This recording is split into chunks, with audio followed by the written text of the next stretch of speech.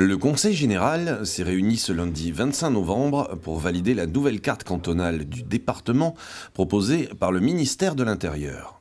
Cette dernière s'inscrit dans les objectifs émis par le président de la République, à savoir conserver l'ancrage territorial des élus tout en améliorant leur représentativité et asseoir l'objectif de la parité homme-femme dans les assemblées départementales.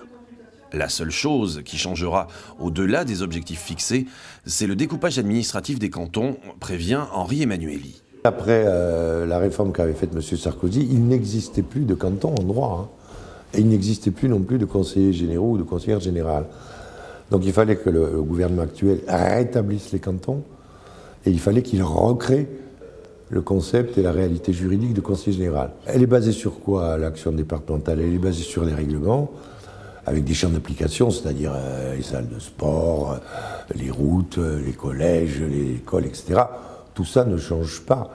La seule chose qui change, c'est le découpage administratif des cantons, mais qui n'impacte pas les communautés de communes. Elles demeurent. Ces changements de tracé font ressortir un territoire étendu. La Haute-Lande, qui englobera les cantons de Pissos, Sabre, Sort, Labritte, Roquefort et Gabarret.